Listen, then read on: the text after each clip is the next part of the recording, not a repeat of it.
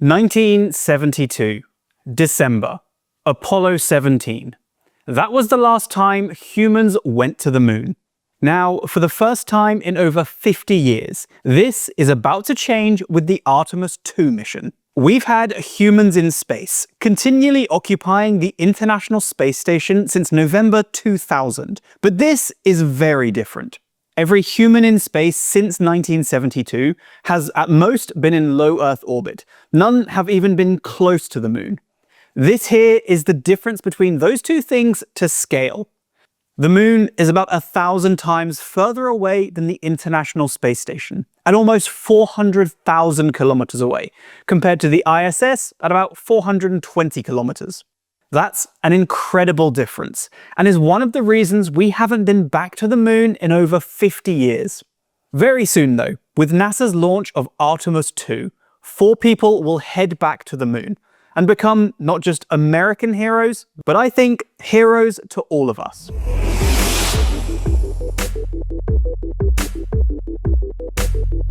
This is an incredibly exciting time for us space fans, and I think for most people. Going to the moon is something many of us dream about, and as someone who wasn't around for the Apollo missions, I'm incredibly excited for our generation of lunar astronauts.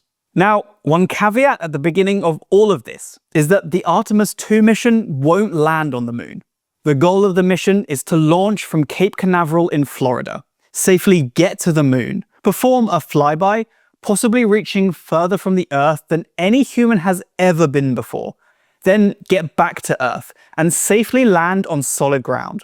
The whole mission will take around 10 days from launch to landing back on Earth. Before we land back on the surface of the moon, we need to make sure that all of these vital systems that make the journey possible and safe work perfectly, before we add the complication of lunar descent and ascent. Artemis I was an uncrewed mission that did a similar thing in 2022. It went to the moon with no one on board, orbited the moon, and came back. This demonstrated lots of those systems, but the next step is to do that same thing with a crew on board. And then Artemis III is a future mission that will see humans on the lunar surface for the first time in well over 50 years when that launches. Artemis I was a huge success, and also captured a lot of incredible footage of the journey and of the moon, and hopefully Artemis II will go just as well. The mission will prove that humans can safely fly to the moon again, and importantly, that they can get home again as well. The exact launch date for Artemis II is not set yet, but it could be as early as next week from when I'm recording this. One thing that needs to happen before launch is something we call a wet dress rehearsal. The rocket is already stacked and on the launch pad, just waiting for launch. This wet dress rehearsal is largely exactly what it sounds like. Without the astronauts on board, the NASA launch crew will essentially pretend it is launch day and go through everything up to the moment of launch exactly as they will on launch day. This includes filling the rocket with fuel as they will on that launch day, and that's why we call it a wet dress rehearsal, because it's full of fuel. For this rocket, the fuel they're filling here is mostly liquid hydrogen and liquid oxygen. They'll check all the valves and sensors work as required, run the countdown system, and do everything except light the engines. Then, assuming all is well, they'll drain the fuel out and then wait for the real launch day.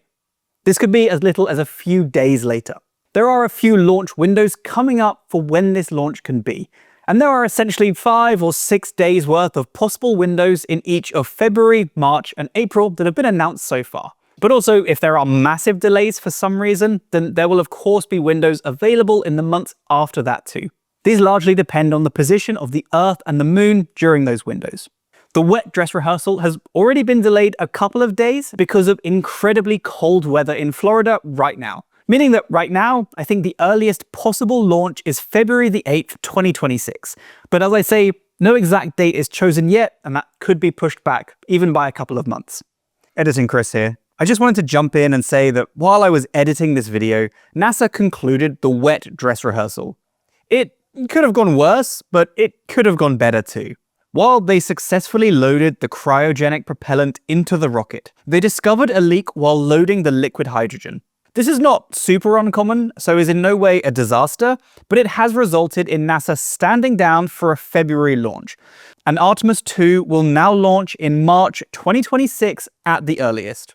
Everything else I say in the video is still correct, it's just a change of date here.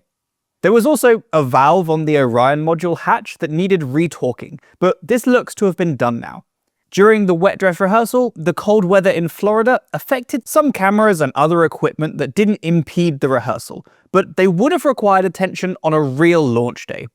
This all means that the astronauts have actually been released from quarantine for now, and they will re-enter a quarantine about 2 weeks before the next launch opportunity. Back to the rest of the video. Now we know about the possible dates and what the mission will do. Let's meet the brave people who will step onto this rocket and return to the moon.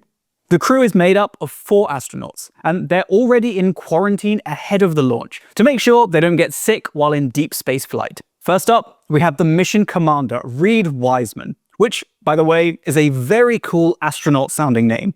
It gives real Fantastic Four vibes. He's previously commanded expeditions on the International Space Station, and will be responsible for the overall safety and execution of Artemis II's flight. Alongside Wiseman, we have the pilot of the mission, Victor Glover. He previously flew on Crew 1, which was the first SpaceX crewed launch, and spent around 6 months on the ISS. As well as being an integral part of the mission as the pilot, once Artemis II flies, Victor Glover will become the first black man to orbit the moon, adding to his legacy of being the first black astronaut to live on the ISS for a long-duration mission. We then have the 2 mission specialists on the flight. First up is Christina Koch. She'll be focused on spacecraft systems and mission objectives. She's also expected to be eligible for future missions that do land on the lunar surface too, so this is a name we should all get used to hearing. She's already a record breaker though, with her 328-day stay on the ISS being the longest continuous spaceflight by a woman, and Artemis II will see her become the first woman to travel to the moon. Last, but certainly not least, is a Canadian astronaut called Jeremy Hansen. While the previous 3 were American NASA astronauts, Jeremy Hansen will become the first non-American astronaut to reach the moon, and he's representing the Canadian Space Agency. He's a former fighter pilot and test pilot, and is the 2nd mission specialist on board.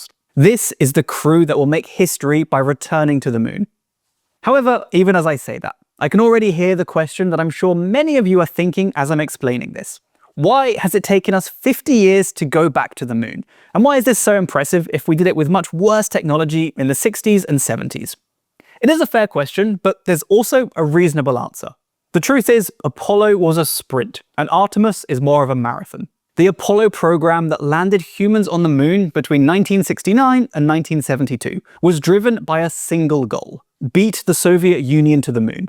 As such, the timelines were compressed, red tape was slashed, and the political pressure to succeed was incredible. As such, they also accepted a level of risk that simply isn't okay today. During the Apollo era, test pilot loss was basically expected, and the public also accepted this idea. Today though, every system is reviewed and tested many times, and astronaut safety is non-negotiable. This does make missions slower, but it also makes them a lot safer.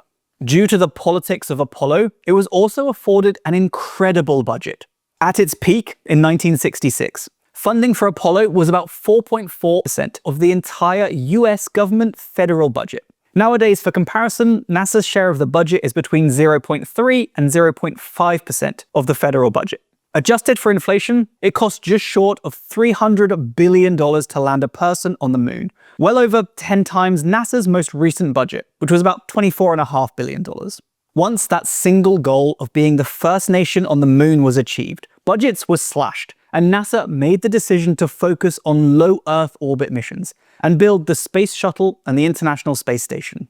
This allowed humans to live in space for decades, but also meant there were no deep space vehicles. Now though, technology has caught up with the idea of going back to the moon. And although rebuilding the infrastructure and vehicles to get back has been slow and very expensive, it is now possible. And Artemis II is just the next step in that plan. Artemis III will then land humans back on the moon. And beyond that, NASA has an expansive plan to establish a long-term human presence on the moon and beyond. To be fair, this question of why it's taken humans so long to go back to the moon is something there is a lot more to say about, and it's a complex and political issue. So if you'd be interested in a longer video all about that topic on its own, please do let me know in the comments down below, and that is something I can make happen. As a fun aspect to this mission, Artemis II will launch with a pretty cool Keepsake flight kit. It will include small things from the astronauts and from NASA and other organizations. Things like pins, patches, that sort of thing. Plus a few particularly cool bits. These special items include a small 1-inch square swatch of fabric from the original Wright Flyer, along with a smaller square of fabric also from the Wright Flyer that previously flew on the Space Shuttle Discovery in 1985, and it will make its second journey to space here. There will also be a couple of notable US flags on board. One that was set to fly on Apollo 18 before that mission was cancelled, and one that flew on the final Space Shuttle mission, and also flew on the first crewed test flight of SpaceX's Crew Dragon. A whole bunch of cool things are flying on Artemis II alongside the astronauts, including soil from the base of Artemis I moon trees that grew from seeds that flew around the moon, plus brand new seeds to allow Artemis II to sprout its own generation of moon trees. There will also be an SD card carrying the names of over 3 million people, including mine, that signed up to NASA's Send Your Name to Space campaign. I'll leave a link to the full flight list in the description of this video, just in case you want to read it all yourself. NASA has a long tradition of sending inspirational keepsakes to space on most of its missions, and Artemis II is no exception. Finally, I want to quickly explain some different words and names that you might have heard in relation to Artemis and this mission. First of all, the Artemis program is the overall NASA program to return humans to the moon and establish a long-term lunar presence. It includes rockets, spacecraft, astronauts, lunar landers, space stations, and ground systems. Within this program, Artemis II is the specific mission we're talking about now. The first crewed mission that will perform a lunar flyby on this funky trajectory, slingshot back and land here back on Earth.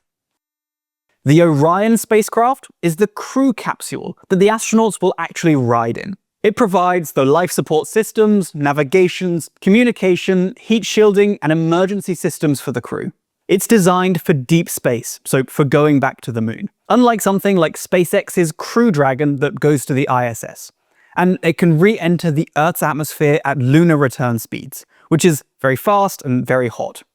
The Space Launch System, SLS, is the big orange rocket. It's NASA's Super Heavy Lift rocket and will launch Orion on its trajectory to the moon, and in the future can launch other payloads too. It was built specifically to send large crews and cargo to the moon. Whether it's better than alternatives like SpaceX's Starship or Blue Origin's New Glenn is a topic for another video and another day, but do feel free to give me any opinions you have down below.